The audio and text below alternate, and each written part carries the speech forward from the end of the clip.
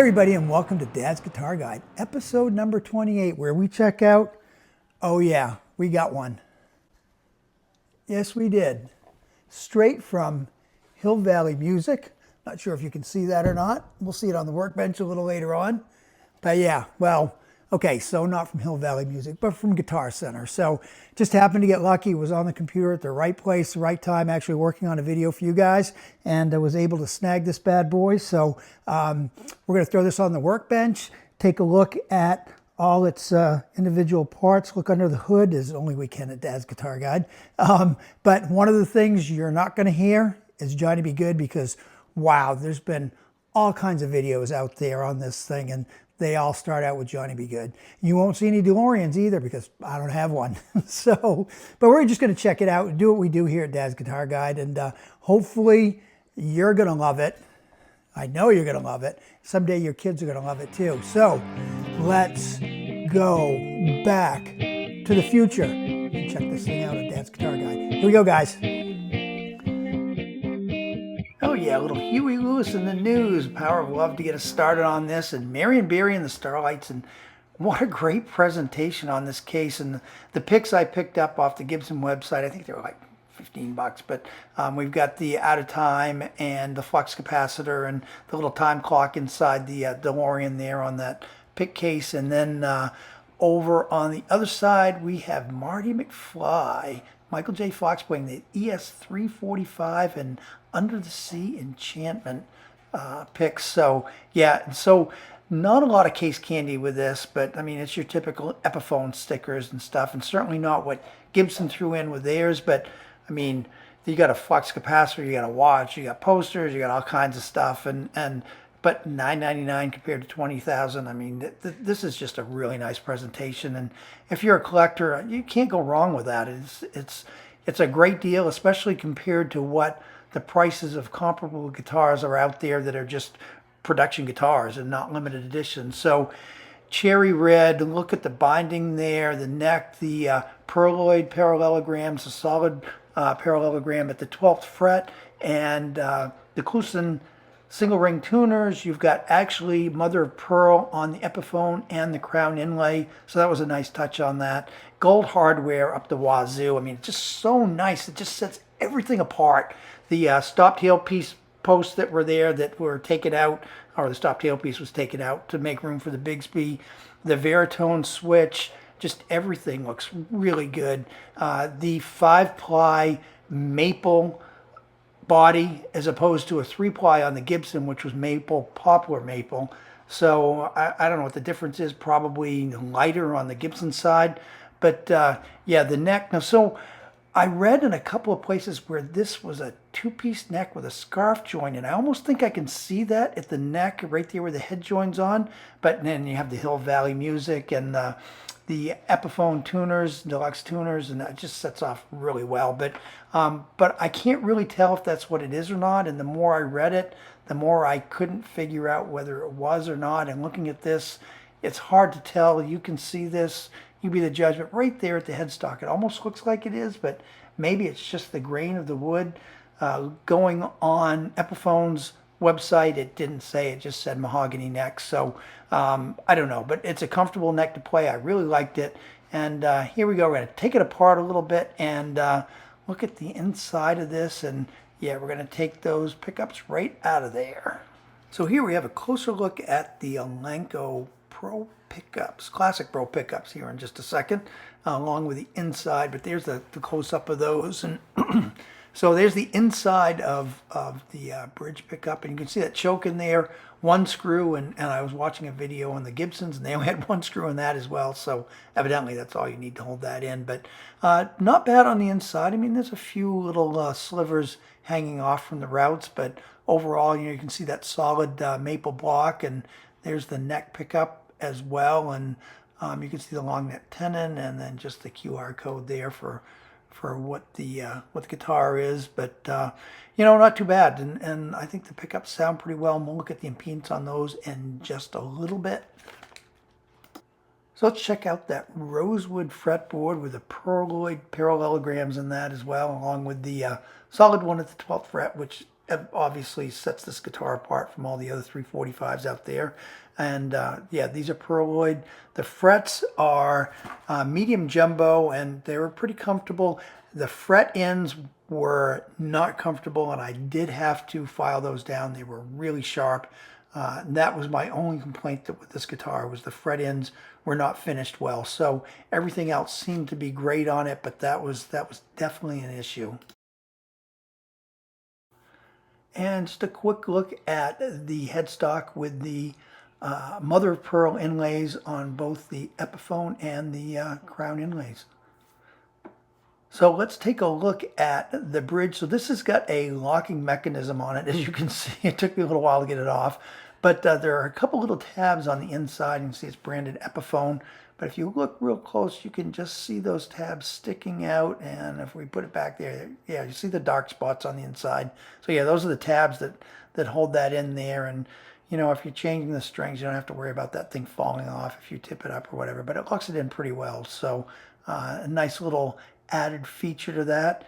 So real quick check of the impedance, bridge 7.77, and we got Marty there in the middle. 3.83 both the bridge and the neck, and we go to the neck and it's 7.57, and the baritone obviously we can't use on this because it just takes it out completely. But there you have the impedance on the pickups. So we're going to take a quick side view and look inside the body. You've got the Epiphone sticker in there with the serial number, the F-hole, and 5-ply maple body, and that gold hardware parallelogram. So the neck is a rounded C profile. Graphtec nut, 1.70 wide at the nut and 0.83 deep on that first fret, 2.08 wide at the 12th and 0.95 deep. And yeah, just a nice view. And here we have some more of the body and with those picks. And yeah, we're running out of time for all these specs, but we're going to get to some tones right now. So let's listen to some tones out of this ES345 from Hill Valley Music, or Guitar Center, whichever one. But before we do that, please hit that subscribe button. We're trying to get up to 4,000 or 5,000 subscribers at least, and we got a long ways to go. And I'd love to have you subscribe, make some comments. Please feel free to make any comments that you want. I'd love to answer them. I always try to get back to everybody. So at the beginning of the video, we used the Princely Brown to start it out, and that was on the Tone Master Pro. And then we used the John Mayer setting on the Tone Master Pro for the rhythm part of it. But now we're going to switch over to Alan Clean Concert on the Tone Master Pro, running through a Fender FR12 powered cab on my left, your right, and a Fender Tone Master twin reverb on my right, your left. Same setup I use on every video I do. And for those that you haven't seen these before, I like to make it real. There's no scrubbing, there's no going through any type of processors. It's just straight out of these two amps into a stereo microphone, and that's what you get. So we're going to use Alan Clean Concert for the rest of this. It's just a nice clean setting that I found, and I've used it on like the last 6 or 7 videos I've done. It sounds really good, and we're going to use mostly clean tones on this. So let's delve into some of the tones on this. We're going to start out without using the baritone, and then we'll switch over and we'll run something that I've done through the looper already. I've already got it set up, and we'll solo over the top of that and throw the baritone in so you can see the different tones or sounds that you get out of that. So here we go. Let's see what this thing sounds like. So start out in the treble position, bridge pickup. Here we go.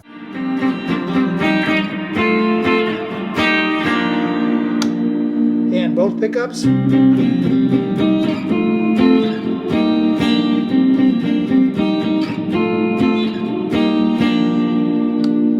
And the neck pickup.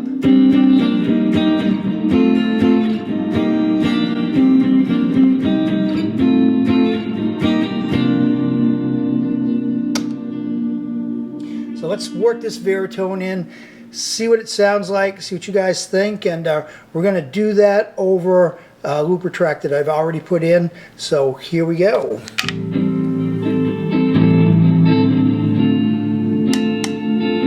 Started off at 3, which is my favorite one.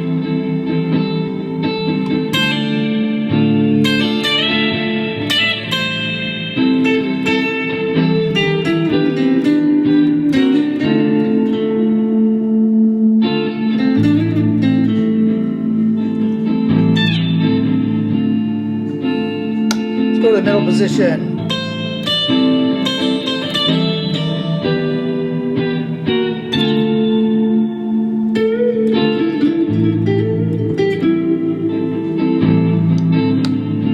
And let's go to the neck pickup.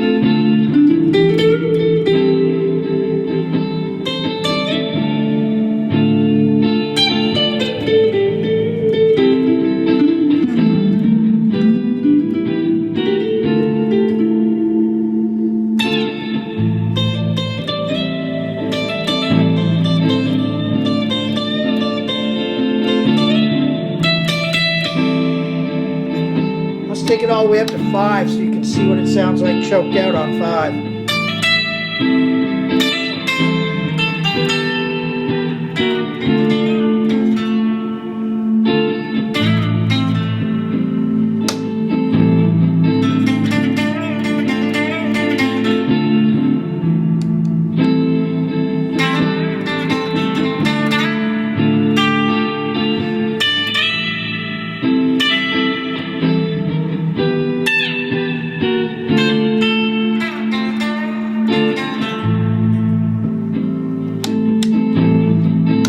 But my favorite was definitely 3rd position in the neck pickup.